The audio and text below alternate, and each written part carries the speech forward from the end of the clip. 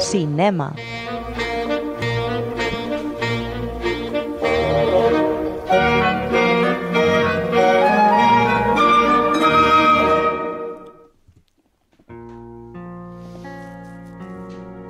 Eso es Cinema, ¿eh? Cinema, acabamos de escucharlo, Cinema, y ya la melodía apunta en una dirección un poquito triste, porque por eso mismo, por el Cinema, me vais a permitir que antes de entrar en Level 5 y Chris Marker, recordemos brevemente a uno de los cineastas que hacían precisamente eso, del cine, de la realidad cinematográfica, algo mágico, algo distinto, con una obra que muchas veces estaba cercando, muy rozando la genialidad. Y últimamente no estaba siendo tan bien comprendida, pero ahí está para ser revisitada a pesar de su triste muerte. Es que estoy hablando del director surcoreano Kim Ki-duk y de su reciente partida. Sí, noticia de ahí, ¿no? Bueno, es de exactamente hace muy poquitos días. Fue el viernes. El 11. El viernes. No, sí, el viernes. Y además fruto de del COVID. De la COVID. Sí, es que es lo jodido, ¿no? Muerto a los 59 años, a 9 días de cumplir los 60, muerto en Riga, además. Es muy cinematográfico. Estaba en Letonia. Estaba buscando exacto. Parecía que se pretendía establecerse allí. Llegó en noviembre y al poco tiempo contrajo el maldito coronavirus y no lo superó. Y la rabia evidentemente es doble, porque se va un grande y se va por complicaciones de una enfermedad que aún es ciertamente inexplicable, ¿no? Que hay muchos que no queremos creer, pero joder, cuando se cobra una víctima como esta... Pero bueno, quedémonos con su cine, que jamás morirá. Especialmente con películas como La Isla, no la de... ¿No Michael Bay? Sí, claro. Isla Seom, peli del año 2000, con la que precisamente se dio a conocer en Occidente, ya llevaba unas cuantas pelis, pero llegó a Occidente pisando fuerte, y gracias a esa mezcla de cine poético y violentamente desgarrador, que le abrió las puertas claramente de los festivales europeos y de algunos premios. De hecho, La Isla, de algún modo, inspiró a Haneke en su siguiente película, del 2001, La pianista. Y La Isla también fue nominada al León de Oro en Venecia, donde se acabó llevando la mención especial. Y luego vendrían en primavera, verano, otoño, invierno y primavera, una película igual de autoral pero más accesible para todos los públicos. De hecho, fue premio del público en San Sebastián. La Isla es demasiado brutal. Bueno, demasiado, bueno, es muy brutal. Va y viene. Veremos que en su cine hay se mantiene en lo lírico y en lo desgarrador, pero evidentemente hay tonos y hay veces que se pasa. En Samaritan Girl, por ejemplo, Oso de Plata y mejor director en la Berlinale, o la que para mí es su mejor película, Hierro 3, que se llevó el León de Plata y mejor director en Venecia, o Time, o Aliento, o Dream. Maravillosas películas que, a pesar de sus breves títulos, abren mundos infinitos. Veig que és un director que t'agrada, Sí, molt. De hecho, es muy triste para mí que se haya marchado todo y que es cierto que en su última época ya no estaba llegando a ese nivel de genialidad al que me había acostumbrado.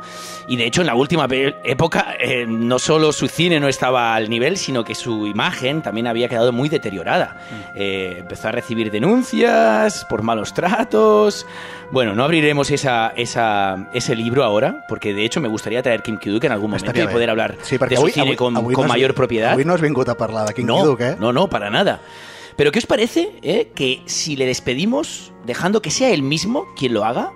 Y ya que en el pasado tuvimos esa oportunidad de escuchar, pero en clave cómica, su propia versión de Arirang, que es esa suerte de himno coreano, En manos de Kim es también una película y en su pensamiento es pura redención.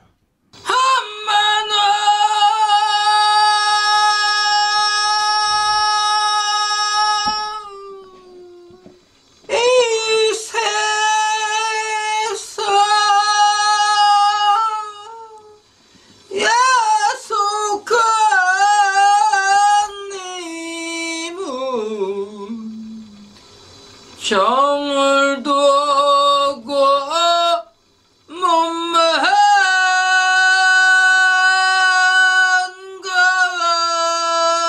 가니 눈물이 나네 아리랑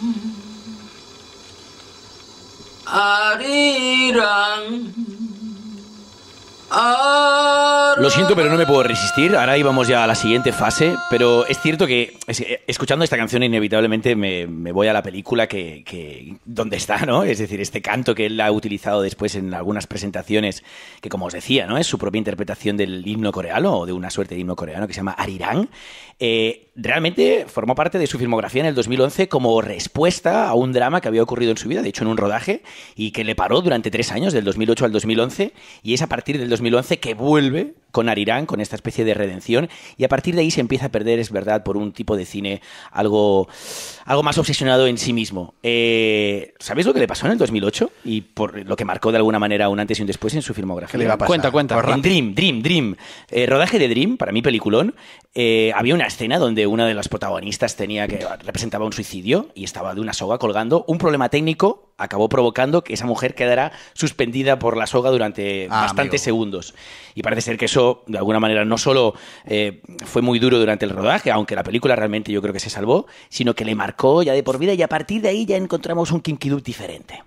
Pero bueno, vamos a Level 5, ¿no? Sí, deberíamos ir a Level 5. Pero claro, yo estoy aquí hablando de Asia. ¿Cómo que deberíamos? Sí, porque, a ver No una vamos, cosita. no Es que la vamos. actualidad manda y estamos en Asia.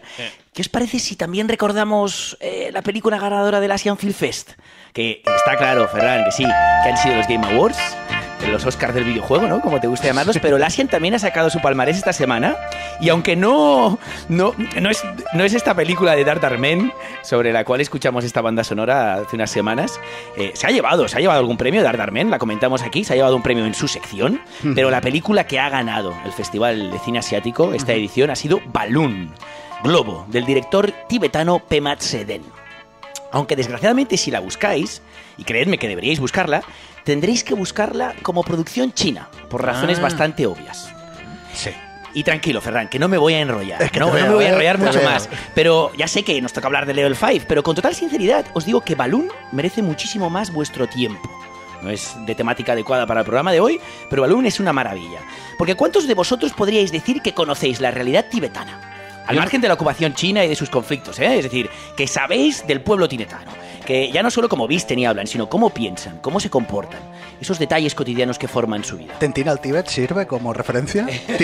Yo solo una peli 7 que vi años en el Tíbet. en el Sí. 2015, Kalo Pozi, una peli de niños, pobreza en Nepal, muy interesante, por cierto. Pues esa película seguramente la has podido ver, si es del 2015, Sí. gracias a Pema Chöden. Hostia. Porque eso que comentaba, esa realidad cotidiana del Tíbet, es algo que nos ofrece continuamente Pema Chöden. Es el primer tibetano que estudió en la Escuela de Cine de Beijing, en Pekín, y el primer director en filmar una película completamente en idioma tibetano, en China.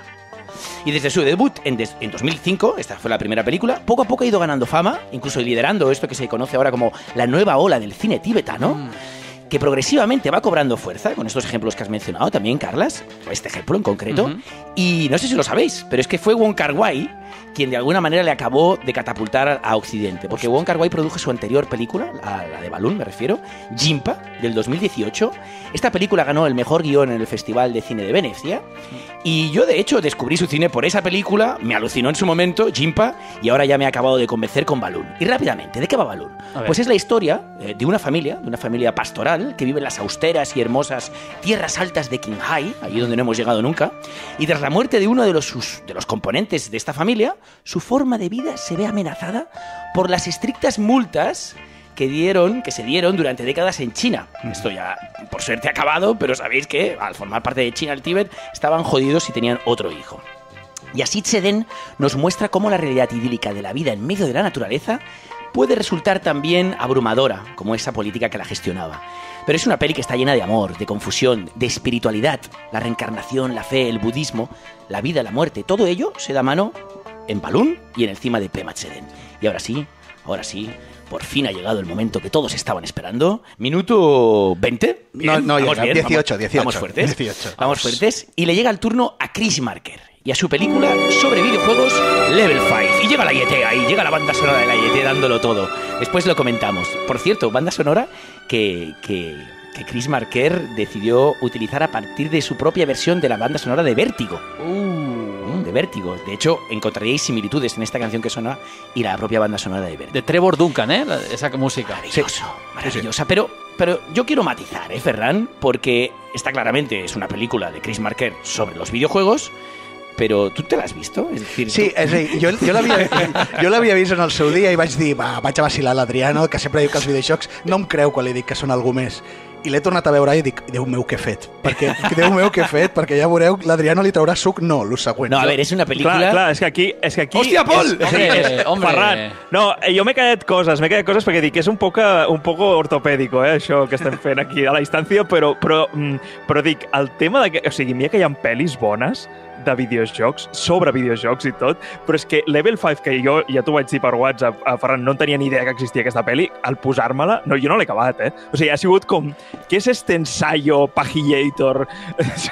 Es que, bueno, ara a ver, que quede claro, Paul, que quede claro, Paul, que es una película para ser pensada. Totalmente. Es decir, no es una película para disfrutar ahí en el sofacito con la mantita en invierno, no. Es una peli de museo, es una peli para ir a verla al CCCB, que es donde creo que la pasaron, ¿no? Yo sobre esa Level 5 solo quiero recuperar una frase que dijo Jordi Costa, arrando una crítica de Le Livre d'Images de Godard, que decía, es un cine que plantea al espectador como un hermeneuta, como un interpretador de textos visuales, ¿no? Es que tienes que leer, tienes que estar concentrado. Y es el contrapunto perfecto en este programa sobre videojuegos, un poco de exigencia. Què fet? Bueno, és Ferran, o sigui, jo a cada programa jo trec el Jesús Franco, però el Carles, tio, porta 10.000 programes parlant del Jordi Costa, Y de hermeneuta busca la manera... De cualquier manera sabe cómo entrar el término hermeneuta para decir que es un libro sobre Molins de Rey. No, pero es cierto lo que dice Costa. Está claro que has mencionado a Godard, y es que cuando hablamos de Marquer, aunque no estamos hablando de la Nouvelle Vague, No. Porque, vea, os voy a poner un poquitito al día, porque para aquellos oyentes que no se acaben de ubicar en el terreno Marquer, recordarles que Marquer fue uno de los exponentes del movimiento cinematográfico que se llamaba la rive gauche, la orilla izquierda. ¿Y por qué se llamaban así? Porque también estaba la Nouvelle Vague.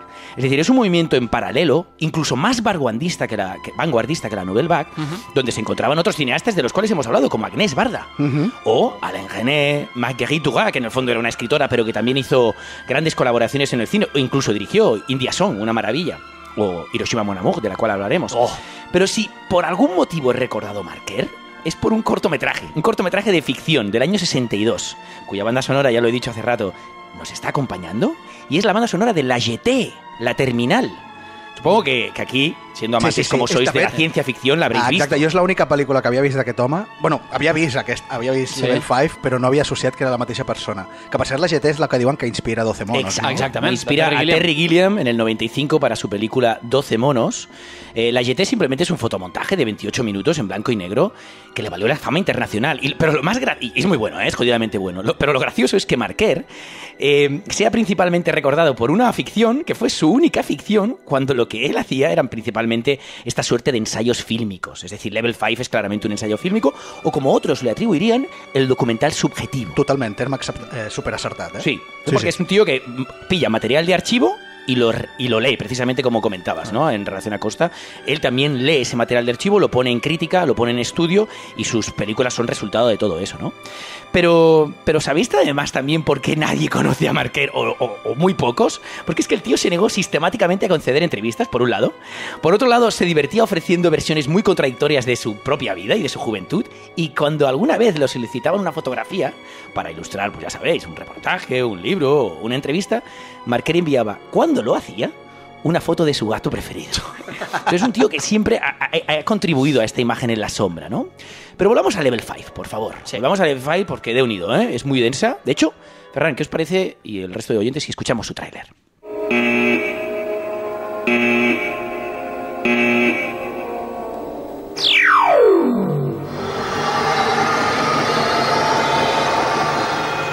Okinawa.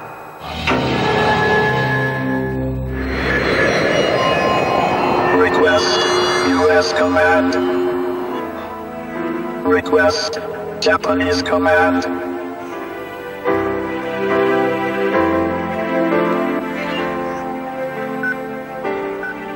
A ver, que es una peli del siglo pasado, creo que queda bastante claro, ¿no? Por los soniditos. Sí, eso.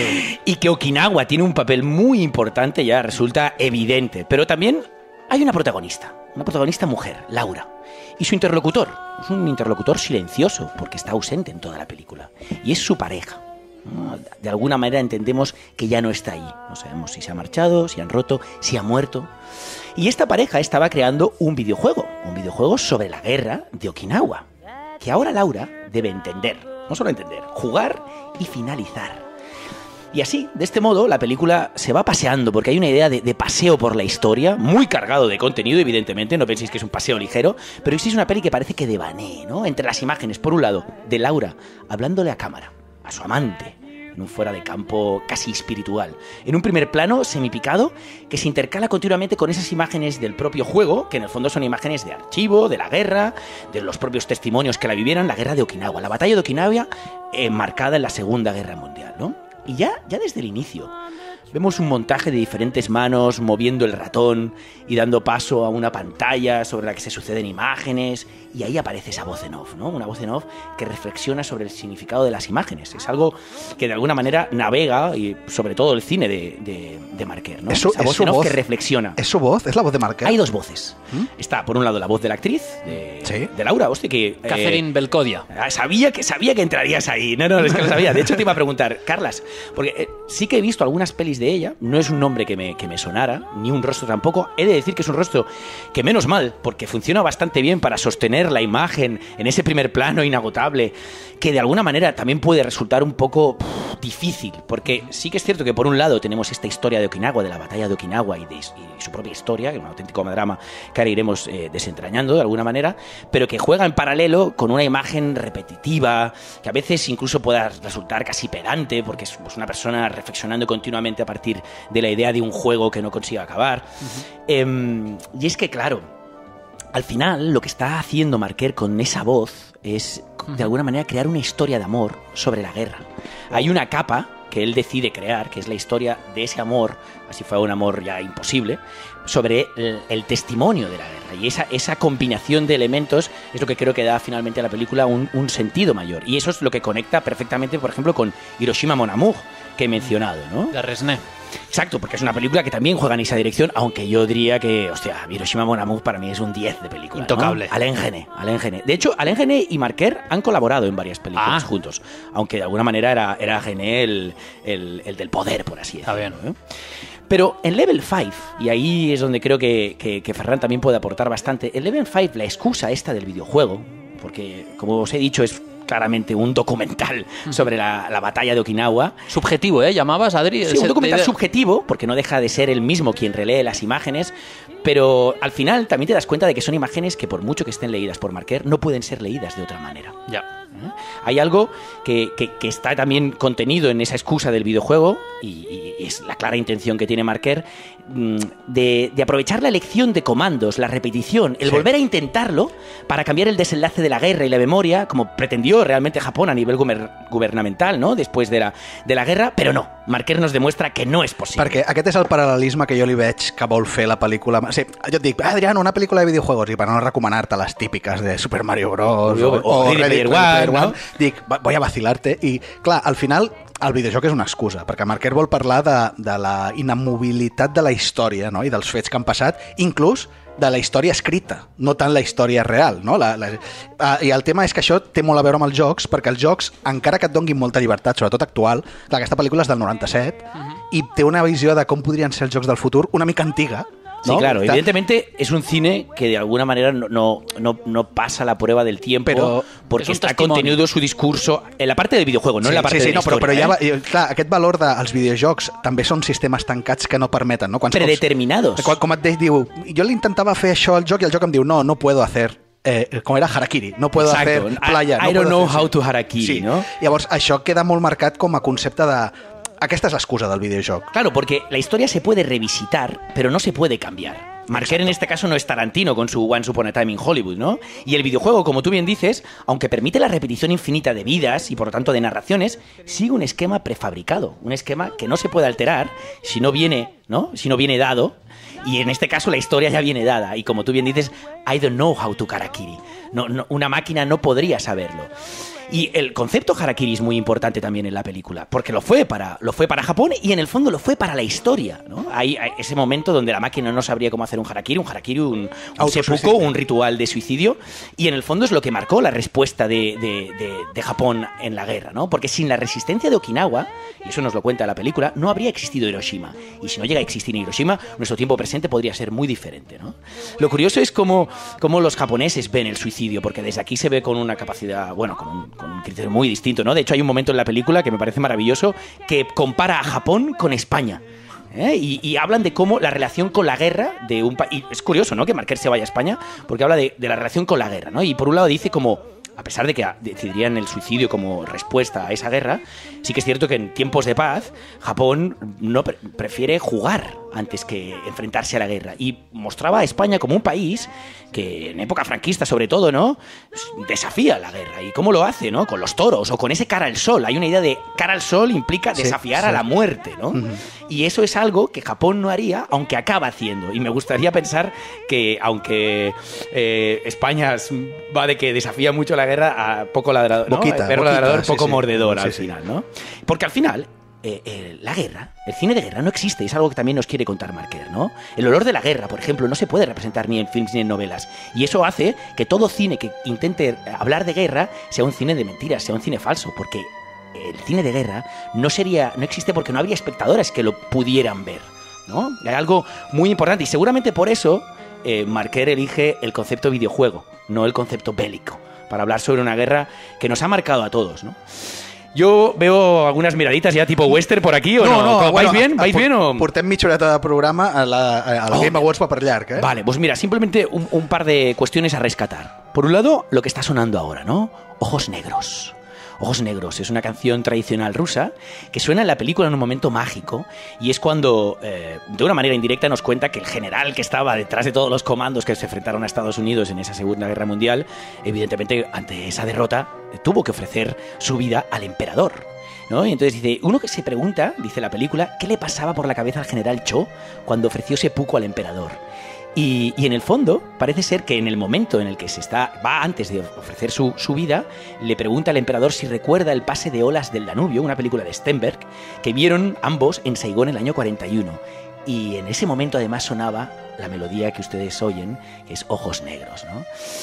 Es realmente una película muy densa, como decíamos el otro día en relación a Mank, una película con muchísimas capas de reflexión. Però molt més dures, las capas, que Mank. Sí, muchísimo más, evidentemente. O sea, cuando te cuentan que Okinawa dividió o sea, que 150.000 personas, que son un tercio de la población de Okinawa, murió, que además el gobierno japonés de alguna manera era consciente y los puso allí para morir, de alguna manera, para perder, pero no perder de manera vergonzosa, porque para ellos la derrota, la aceptación de la derrota era esa vergüenza, ¿no? Entonces los llevó a suicidarse continuamente por esa herencia del samurái, evidentemente. El código del Bushido, ¿eh? Exacto, pero en el fondo porque es un suicidio que no es solo la respuesta de la cultura japonesa a la guerra, es la provocación del propio gobierno, está manipulando a su propio pueblo. De ahí que después surgieran historias como Lokuki, ¿no? Que Bea nos trajo hace ya unos cuantos meses, ¿no? De esa necesidad de Japón de ofrecerse al mundo de una manera infantil,